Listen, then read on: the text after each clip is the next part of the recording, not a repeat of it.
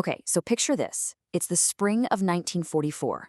The Allies are gearing up for the massive invasion of Europe. And what's German intelligence obsessed with? Not armies, not navies, but one single man. It's a fixation that would go on to shape the entire next phase of World War II. And you know what's really wild is who it wasn't. Their top priority wasn't the Supreme Allied Commander, Eisenhower. It wasn't the famous British Field Marshal, Montgomery. Nope. The entire German intelligence machine was laser-focused on one American general, just desperate to figure out where he was going to strike next. And that man was General George S. Patton. So that leaves us with the big question, the one that bugged Allied planners and absolutely terrified the German high command. Why him? What on earth did Patton do to get this kind of obsessive, round-the-clock attention from his enemies? To really get this, we have to go back to the beginning, back to the Germans' very first run-ins with him. Because it was out there in the deserts of North Africa that they realized they were up against a totally different kind of American commander. And look, don't just take my word for it. This comes straight from the top. Field Marshal Gerd von Rundstedt, the guy in charge of defending all of France, he put it bluntly. Patton was the one Allied general they were genuinely scared of. So, let's jump to where it all started, North Africa and the invasion of Sicily. This is where Patton first pops up on the German radar. And man, did he shatter every single expectation they had about how Americans fight. This slide really lays it out. The Germans were used to the standard American playbook, slow, methodical advances backed by tons of artillery. Predictable. But Patton? He gave them pure, terrifying speed. He gave them shock and aggression.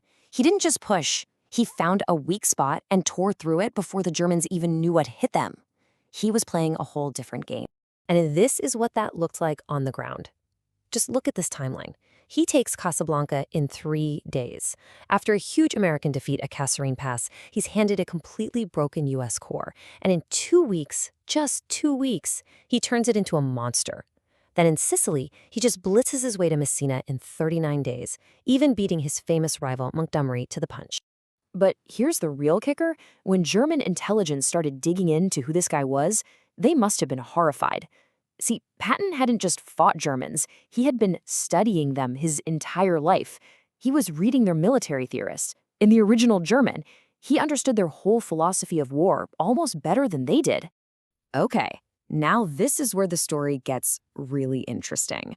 Because just as he's building this terrifying reputation, a huge scandal erupts that should have ended his career.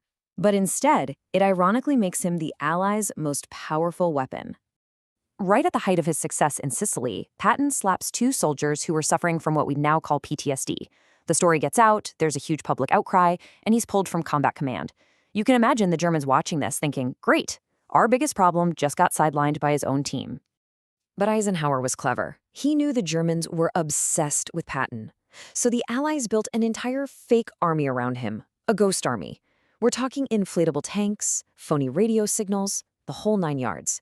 And the Germans bought it. Why? Because there was one thing that made it all believable. George S. Patton was its commander. And the result was just stunning. The Germans were so convinced that Patton would lead the main invasion at Pas-de-Calais, the shortest route to France, that they parked their best panzer divisions there, just waiting for him. And even after D-Day happened in Normandy, they kept those troops there for 6 long weeks, sure that Normandy was just a diversion. Patton, the general with no army, had completely paralyzed the German response. Then, in August 1944, the game was over. Patton was finally given a real army, the U.S. Third Army, and let loose in France. And at that moment, every single one of Germany's worst fears was about to come true. What happened next was just a blur of lightning-fast movement. The Third Army covered more ground in 2 weeks than some Allied armies had in 2 months. They didn't just push the line, they shattered it. They raced behind enemy lines, cut off supplies, and helped trap the entire German 7th Army in what's now called the Falaise Pocket.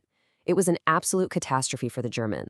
But his most legendary moment, well, that came later that winter, December 1944. The Germans launched their final desperate gamble, the Battle of the Bulge. They catch the Allies completely by surprise, bust through the lines, and surround an American airborne division at the crucial town of Bastogne. At an emergency meeting, Eisenhower looks at his generals and asks for a timeline to fight back.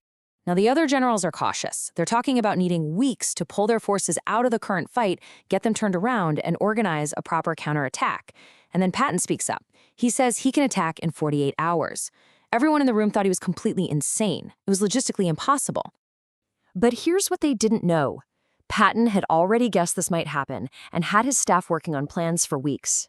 He makes one phone call. In the middle of a brutal winter, over icy roads, he pivots his entire Third Army, 250,000 soldiers, a full 90 degrees, and just smashes into the German flank.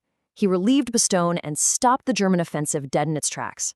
So, after the war, with this question still kind of hanging in the air, Allied interrogators went straight to the source. They sat down with the captured German generals and asked them point blank, who did you fear most? Who was the best? And their answers were crystal clear, solving our mystery once and for all. They said that generals like Montgomery and Bradley were professionals, sure, but they were predictable, cautious. They fought by the book, which meant the Germans could figure out their next move. But Patton, he was different. They used words like dangerous, aggressive, and unpredictable. They said you could never guess what he'd do, only that it would be fast and it would be violent. And this quote from a German panzer commander, it says everything. To them, Patton fought with the same gut instinct as their own best tank commanders. Coming from an enemy, that's about the highest compliment you can possibly get. So, in the end, the reason is actually pretty simple. The Germans feared Patton because he took their own signature invention, the Blitzkrieg, the Lightning War, and he turned it right back on them. He had mastered their art of war, and frankly, he was better at it than almost any of them. Which really just leaves us with one last fascinating question. Well, Patton's own bosses often saw a guy who was reckless, hard to control, a total political headache. His enemies looked at him and saw something totally different. They saw pure, raw military genius, and they were absolutely terrified of it.